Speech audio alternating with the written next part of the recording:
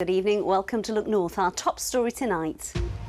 A mother whose baby was stillborn says she's missed out on getting vital answers after a series of errors. It breaks me, every single day it breaks my heart, knowing that this life is gone and we'll never know why. The hospital trust said changes have been made, but there are calls for a national inquiry into maternity services. Also tonight, a bit too much merriment at York Christmas Market, why some critics say it's now too popular for its own good. And Leeds railway station is getting a big makeover, but it means yet more disruption in the city centre. We'll take a look at those plans. And I'll be in north-east Leeds on the edge of Winmore, where this entire cul-de-sac gets very sparkly for Christmas, and it's all to raise money for a very important local cause. And after a wet and at times stormy weekend, what does this week look like? Join me for the detailed forecast.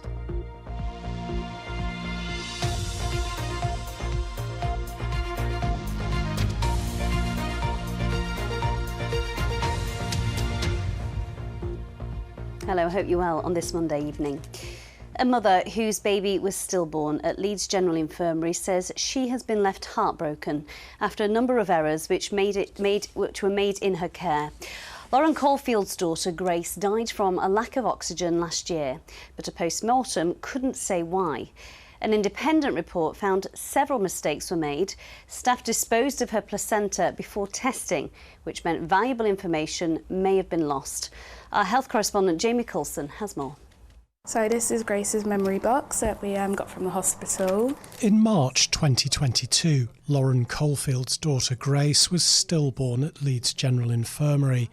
A post-mortem examination found she'd died from a sudden lack of oxygen 2 to 3 days before birth, but the reason why couldn't be identified. Analysis of the placenta might have provided vital clues and helped with future pregnancies, but it was disposed of in error before tests could be carried out. It breaks me, every single day it breaks my heart, knowing that this life is gone and we'll never know why. So this is Gracie Bear. She weighs exactly the same as Grace did when she was born. Other serious errors have been identified in Lauren's care, some of which relate to the hospital services being delivered in Leeds, while her community midwifery was transferred to a separate trust in Bradford following a house move. A report by the Healthcare Safety Investigation Branch found that different systems and charts contributed to the baby's size not being consistently measured or plotted. It identified 2 occasions when growth scans should have been requested, but referrals weren't made. Had problems been detected, it may have altered the outcome. It could have been escalated and I really do believe we could have changed the outcome. There was no reason for her to die. She didn't need to die. After the birth, Lauren also went 15 days without postnatal care because of errors in the hospital discharge process. Leeds Teaching Hospitals has apologised for the error that led to the disposal of Lauren's placenta and says it has new procedures in place. It also says it has implemented all of the recommendations made by the report. Bradford Teaching Hospitals says it's also completed the necessary actions and remains committed to learning from this incident. I permanently feel like there's part of me missing, and it's just always there, because that's Grace. And Lauren is now studying to be a midwife, her way of helping others avoid similar pain. Jamie Coulson, BBC Look North. Let's speak now with Fiona Windsor-Ram from the Maternity Safety Alliance. Her daughter died when she was just 27 minutes old in 2020. An inquest found neglect with a number of gross failures on the most basic nature. Fiona, what is your reaction to Lauren's story? No doubt you can relate to so much of that. Yeah, I can very much so. It's heartbreaking hearing Lauren's story, but very sadly I'm not surprised by her story. My story, Lauren's story are far from one-offs, both in Leeds and on a national scale. It took you 3 years to find out what actually happened to your daughter. How much stress and anxiety did that put on you and your husband on top of losing your daughter? An immeasurable amount. It's it's destroyed so much of our lives, and the ripple effect of her death has gone so far beyond us, into our friends, into our family. There's not anything in our lives that has not been touched and mostly destroyed by her death. The LGI did admit failings, but tragically, as we've seen there, you're not alone. The NHS pays out £1.1 billion annually for failings in maternity care. What do you think is going wrong here? There's so many things. It's a very complex system. A lot of things in Lauren's story and my story is that mothers are not being listened to. When we try to raise concerns, they're being dismissed, and more often than not, those concerns are actually turning out to be right, and had we been listened to and different courses of actions taken, then our children would still be here today. But there's so many elements to it, which is why we're calling for a public inquiry. Yeah, let's talk about that. Why do you think that's necessary? Because the scale of this problem has outgrown looking at it on a citywide basis. For 67% of maternity units nationally to be deemed as not good, so ratings below that, shows you the scale of the problem that we're talking about. The government says that it's invested £165 million in training more midwives. Does that go some way to solving the issue, do you think? In our opinion, no. Money and pouring money into the system is not just the answer. Yes, it needs more money and more funding, but it doesn't tackle the problems such as women being not being listened to, women being informed of things that are open to them, how the governing bodies work. There are so many things that need to be properly tackled. And really briefly, Fiona, no doubt there'll be some anxious mums to be watching this. What would you say to them? I would love to be able to prevent any child from dying in a situation such as ours. You have the right to challenge, you have the right to choose a course of action. Fiona, I'm so sorry for your loss. Thank you. Thank you for being here. Thank you. Two heartbreaking stories there, and if you have been affected by any of the issues raised in that report tonight, you can contact the BBC Action Line for help and support. The details should be coming up on your screen now, bbc.co.uk/action line. You're watching Monday's Look North, still to come on tonight's programme. Flood warnings are in place for parts of the region as river levels rise. We'll get the latest from Paul after a weekend of heavy rain.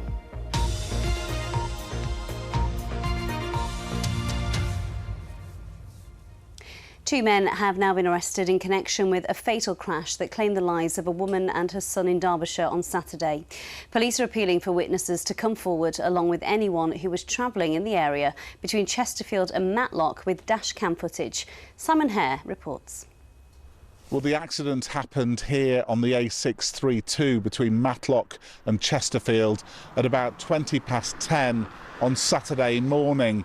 A 59-year-old woman who was in a Hyundai car died at the scene, and her 22-year-old son, who was airlifted to hospital, he died from his injuries later. Derbyshire police say a 40-year-old man has been arrested and bailed in connection with the crash. Tonight they confirmed a second man has also been arrested. He's said to be 27 years old and in police custody for questioning on suspicion of causing death by dangerous driving. Police say a black BMW was involved in the collision near the village of Kelstridge, which claimed the lives of the mother and her son. Officers also keen to hear from anybody that may have dashcam footage shot in this area at the time of the accident on Saturday morning. Simon Hare, BBC Look North, Derbyshire.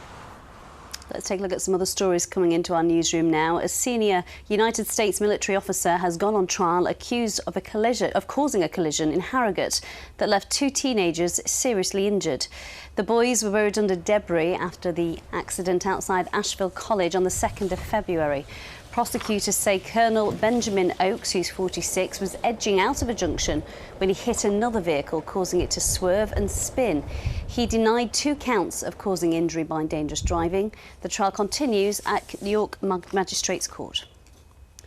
A person has been seriously injured after a crash in Leeds this morning.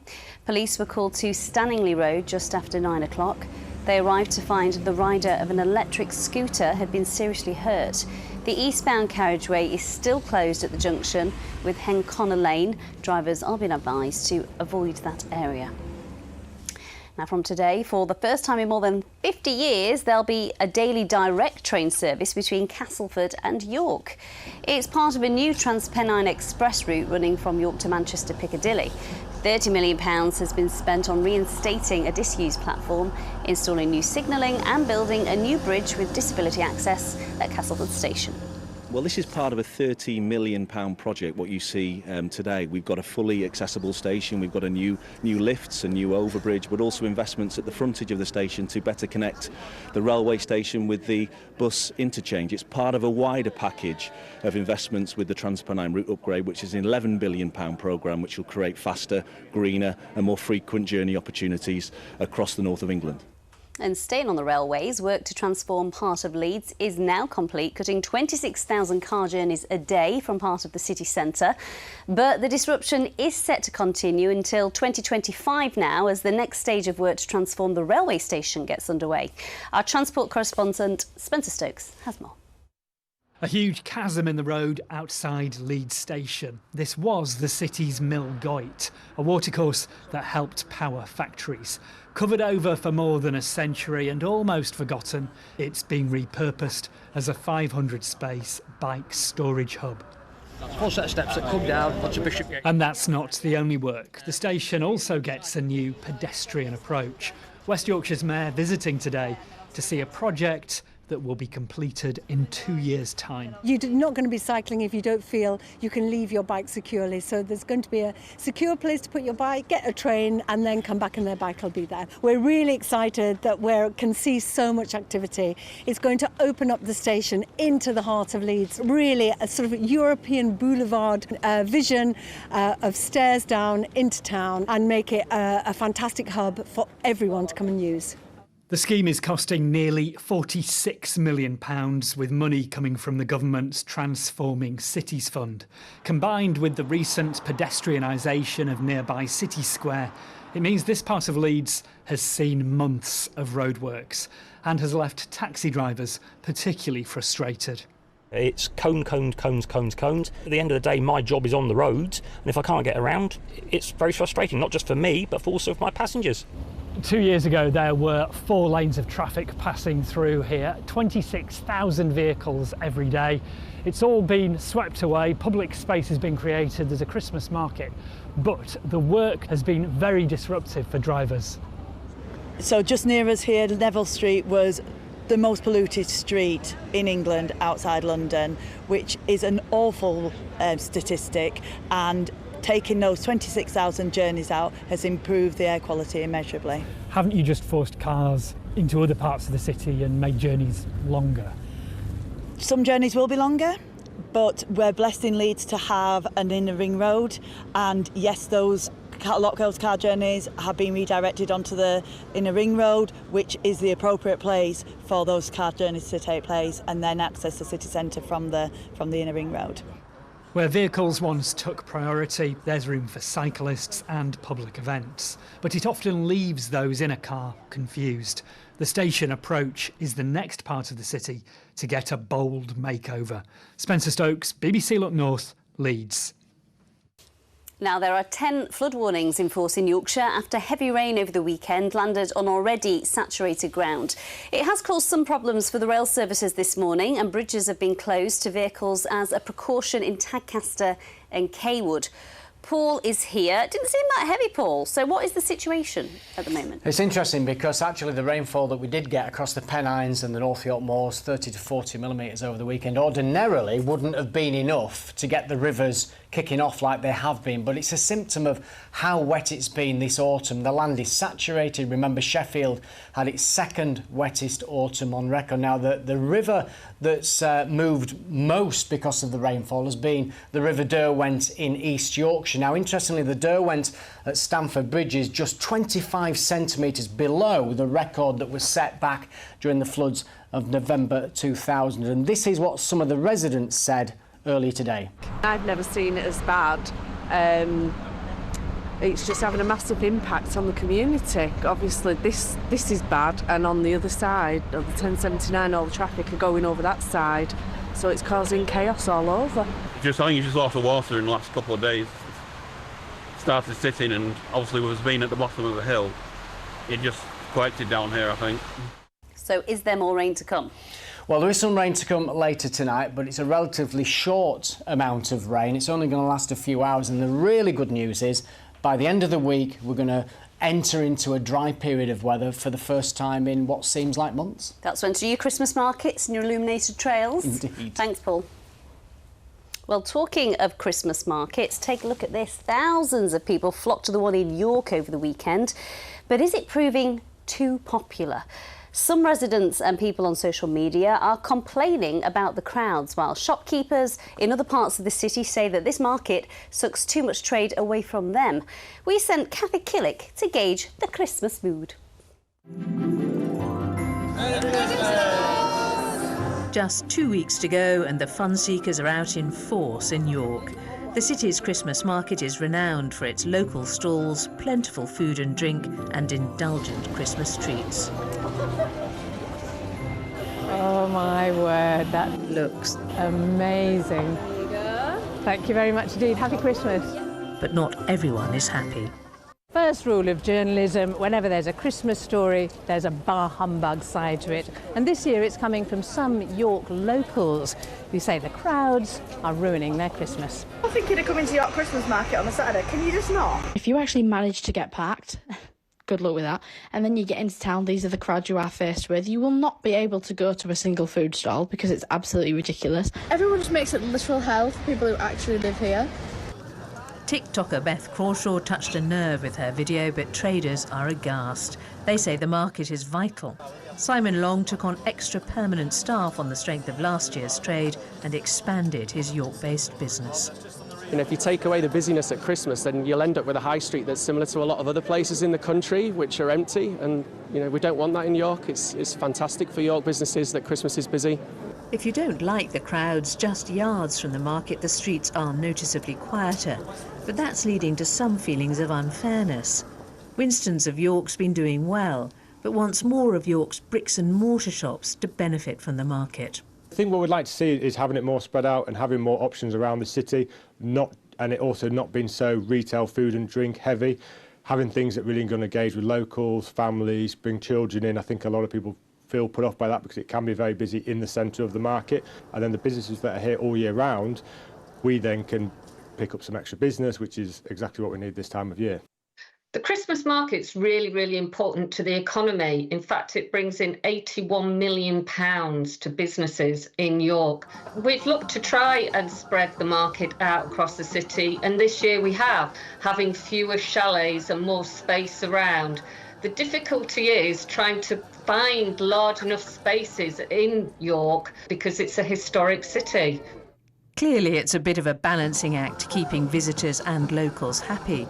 But the mood, despite the rain, is cheery. I think it's excellent. Yeah, very Christmassy, you know, very nice. Lots of produce. It's great. Can be really busy, but I can understand why. It's a lovely market. I love shopping for local stalls, so local people. Rather than go to the big shops, I love coming to the markets. It's that time of year you need to go to Christmas markets, and York's brilliant for it. I love it here. You can't argue with 7 bangers sold every minute, and trying to keep York just for locals just doesn't wash in the season of goodwill. Hospitality is a Christmas must-do, even if it's annoying. Kathy Killick, BBC Look North, York. To the Championship now, and this afternoon Rotherham have appointed ex-Wigan boss Liam Richardson as their new head coach on a 2.5-year deal.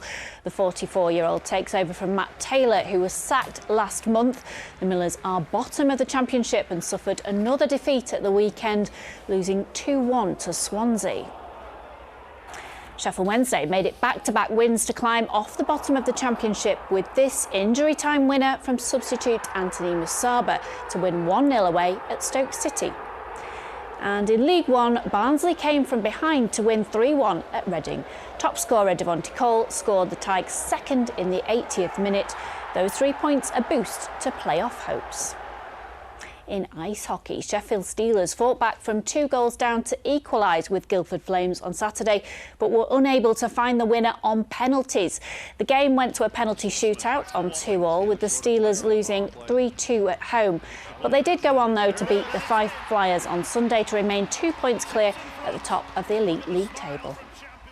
And Sheffield United women are through to the next round of the Women's FA Cup when the Super League teams enter the competition after beating Rugby Borough 3-2. That's your sport for now, Amy. Thank you. Glad to see you got the sparkly memo, Sally. Yeah, sparkle all the way. Yeah, and the trees up in the studio, so Christmas has arrived at Look North. Can you see it? No? Well, you saw it then, just before. And with just 2 weeks to go until Christmas time, there are light displays all over shining brightly in our region. We're heading now to Winmore in Leeds, where a whole street has got involved in the show, all to raise money. Beth Parsons is there for us now. Beth, oh my goodness, it's like Blackpool illuminations there. It is, Amy, very much so. In fact, speaking of the Christmas tree you just mentioned, a bit of unofficial research this morning. 60% of us apparently now have the tree up or will be doing so in the next couple of years. But I would hazard a guess that 60% of you don't have this number of twinkly lights right outside your bedroom. Welcome to Farnham Close in Winmore in North East Leeds. The entire cul-de-sac, 12 houses, join in here to raise money for a very special cause. Before we hear about that cause, though, I'm going to talk to somebody I'm nicknaming the Lighting Logistics Manager. This is Roger. Hello, Roger. Hello, good evening, Beth. Thank you very much for having us, firstly. What kind of effort and resource has to go into making this cul-de-sac the most colourful in this area? Well, thank you very much. We've been collecting lights now for over 5 years, and each year we add a little bit more, so it gets every special every year. I've heard that you're the one willing to go up the ladders on behalf of everyone else. Is that true? Well, interestingly, I used to be afraid of ladders, but then I thought, if Father Christmas can fly in the sky, I can surely learn to climb a ladder, so I did. That's very true. Good idea. Is it a prerequisite for people to love Christmas before moving to this cul-de-sac? Everybody who moves into the street absolutely has to love Christmas. Okay. Wonderful. By the way, great jumper. Thank you very much. Let's go and find out a little bit about the cause then, because it's not just the magic of Christmas. We're joined here by Enid and Steve. Hello, both of you. Hello. Hello. Now, you help by raising money for St Gemma's Hospice. There are QR codes and donation buckets up and down the street. Why is it a cause that matters to you? Well, this young lady was our daughter, Vicky. Now, unfortunately, we lost Vicky nearly 5 years ago. She died of ovarian cancer, and the last 2 weeks of her life were spent in St Gemma's. Vicky raised a lot of money herself for St Gemma's, even when she knew she was dying, in fact thousands of pounds. And she was so excited to get into St Gemma's because she could eat what she wanted there, and they had a balcony which she said she could go out of. Sadly, she never was able to get out on the balcony. She would have seen this cul-de-sac though, Steve, and thought it was incredibly beautiful, and thousands of pounds you have raised. As I say, QR codes and donation points are around. Thank you both very much. To say ta-ra from Farnham, can we get a big Merry Christmas? 3, 2, 1. Merry Christmas! Merry Christmas indeed. What a brilliant cause. I need to up my light game. But take a look at the tree. It looks lovely, doesn't it, Paul? Well, it looks like something from the Wilco's closing down sale, if you ask me. I mean, I know things are tight at the BBC, but I mean, come on. Enid, do you like it? Well, would you have a white Christmas tree in your front room? Well, no, but it's 80s chic, isn't it? It matches the decor in here. Let's move on to the weather pictures. Far more interesting. Now, look at this tree. This sycamore was taken out on Saturday evening. The wind speeds actually reached 77 miles an hour at Emley Moor. There were other trees. There was one in Armley that was blown over as well. Now, this is the River Wharf. If you look very carefully, that's the top of the river with the water flowing out over the fields. To be honest with you, it's doing what it should do. That's a floodplain, and it's allowing water from the swollen River Wharf to spill across there. And this was one of many magnificent sunrise pictures that was sent. Thanks for them. I've chosen one of the best ones. That was Sherburn in Elmet at around about 8 o'clock on Sunday morning. So if you've got any pictures you would like to send in on X, Instagram, or on the Weather Watcher website, do so. So tomorrow's headline, more rain in the forecast, following showers in the afternoon, and then we have got some good news at long last. Watch this. Low pressure with us much of Tuesday and Wednesday. We've just got to get rid of this cold front. That will clear first thing Thursday morning. Then at long last, high pressure builds up from the southwest. It means Friday, the weekend and into next week will be drier. Not entirely dry, might be a bit of drizzle over the Pennines, but it's a much better setup, mild, and there'll be some sunshine around. So something at long last to look forward to, especially for next weekend. Now, we've had a line of sort of drizzly showers through South Yorkshire, the West Yorkshire Pennines. They're still there, but they will fizzle overnight. It's clear if we jump till the end of the night, it's wet once again, with a risk of ice just for a short time before that rain moves in. Tomorrow's high water times in Scarborough at 3:13, Bridlington at 3:34. A very wet start in the morning. Quickly that rain's out of the way. Then it's mostly cloudy with scattered showers, 1 or 2 on the heavy side later, with temperatures around 9 or 10. A live forecast at 10:30 tonight. That's it. I think it's quite Dallas, don't you? Oh, yeah. Does that mean cheap? Chic. Oh, chic. Not cheap. Oh, right. OK, chic. sorry. Vintage chic, I think. Let us know what you think. We'll read some of your messages out tomorrow night. That's it from us. Bye-bye. Chic.